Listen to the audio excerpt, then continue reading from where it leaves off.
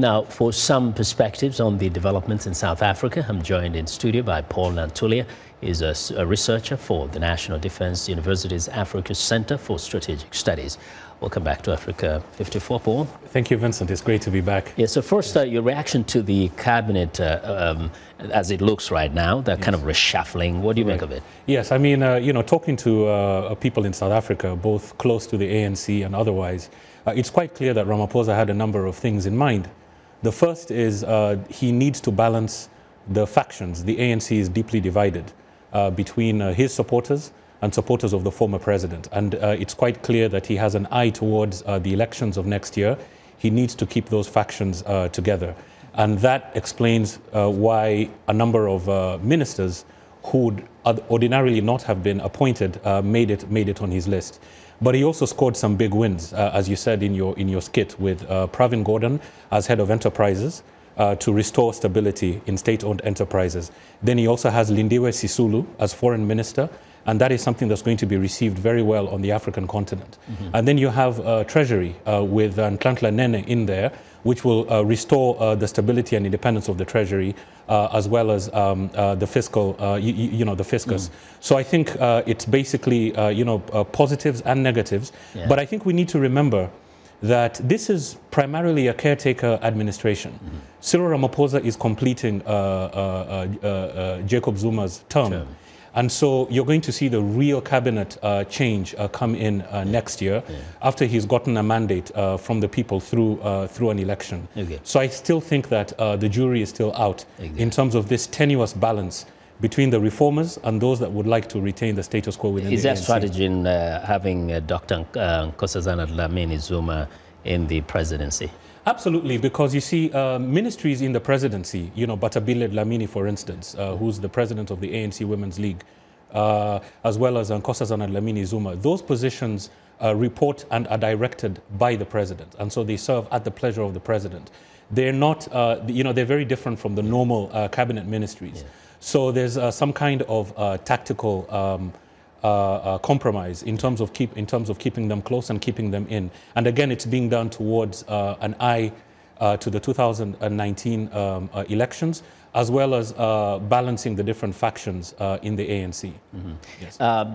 Let's talk a little bit about land. The parliament has made a move. Of course, the opposition came forth with the bill, but it was supported by the ANC. Yes. Big vote in Parliament. Yes. Is that a big step this time around when you look back to the efforts? Well, it's not new.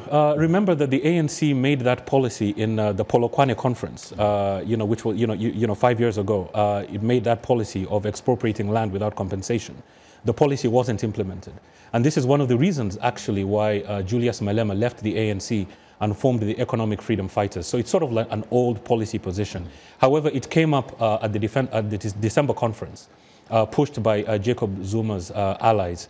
However, what is very interesting is that the parliamentary process is a little bit different from the process that is going to be pursued in cabinet. Mm-hmm. Because the cabinet process is based on 3 pillars. One is that the expropriation process must not undermine food security, must not undermine the economy, and must be based on broad consultation with business, civil society, as well as landowners. Mm-hmm. So there's a bit of a tension between the cabinet process as envisioned by the new administration, as well as the process that's ongoing in Parliament. Now, there are people who have questioned, the process here and saying, first, is this land going to be fairly distributed to black South Africans, or are some people actually pushing for kind of a nationalization of this resource?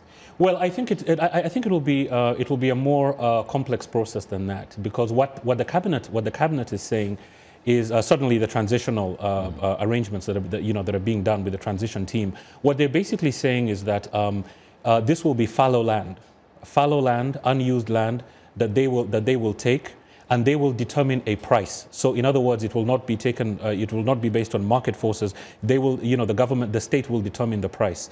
However, the strategies that are envisioned in terms of how this process will unfold will still have to go through a public policy engagement process.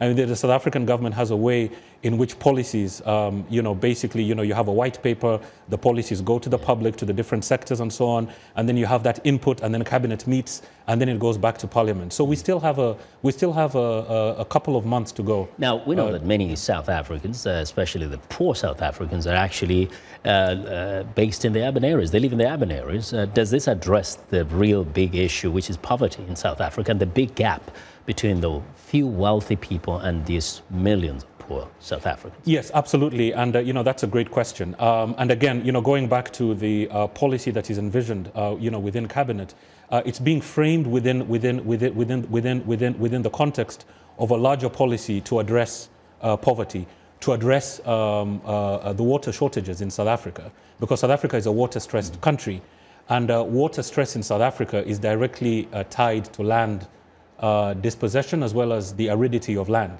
So it's a much more complicated package of measures, and definitely more complex than the process that the economic freedom fighters are pursuing in Parliament. Indeed, as we go ahead with this, as we observe, we'll definitely try to break it down, and you definitely will come back and tell us a little more. Paul, thank you very much for your insights. Thank you.